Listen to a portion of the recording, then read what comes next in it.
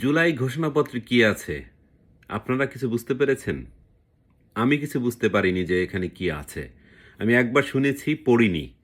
দেখেন, শোনার পরে না একটা, যেমন বাংলাদেশের স্বাধীনতার যে ঘোষণাপত্র আ যেটা ছিল সেটা শুনে মনে হয়েছে যে না, there is something, আকর্ষণীয় কিছু আছে যে জিনিসটা আপনাদের মনে লাগতে পারে, মনে বাধতে পারে। কিন্তু জুলাই ঘোষণাপত্রে নতুন কি আছে যে জিনিসটা আমরা জানি না? জুলাই ঘোষণাপত্রে এমন কি আছে যেটা আসলেই থাকা দরকার? সেখানে আছে আমরা কিভাবে স্বাধীনতা পরবর্তী সময়ে স্বাধীনতা ভূলুণ্ঠিত হয়েছে সে বিষয়গুলো, এবং সে বিষয়গুলোর ক্ষেত্রে বিশেষ, বিশেষ কিছু দিক উল্লেখ করেছেন।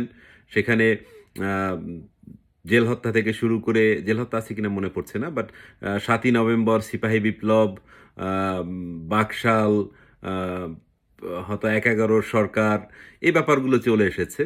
এবং এসে সে প্রেক্ষাপটটা বর্ণনা করে দেখানো হয়েছে ২৪-এ এসে আসলেই এই কাজগুলো হয়েছে এবং এর থেকে আসলে কিভাবে দায়মুক্তি পাওয়া যায় এই ব্যাপারটি।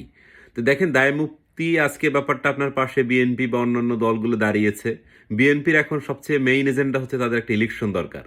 সেই ইলেকশনের পরে এই যে আপনার আ জুলাইয়ের ঘোষণাপত্র তারা যে ছুঁড়ে ফেলবে না, এটা আপনারা বুঝেন কিভাবে? কারণ বিএনপি এখন গ্যাড়াকলে পড়েছে। তাদের কাছে সবচেয়ে বড় ব্যাপারটা হচ্ছে নির্বাচন। এখন নির্বাচন দিতে যা, যা দরকার তারা তাই সবকিছু করবে। নির্বাচনের পরে যে এই দায়মুক্তি থাকবে, এটা আসলে কিভাবে বুঝছেন? আরে দায়মুক্তিটা ভাই ১ বছর পরে কেন? আপনারা যদি করবেনই, সবকিছু পরে করেন কেন? আন্দোলনের সময় বলেননি এটা সরকার পতনের আন্দোলন।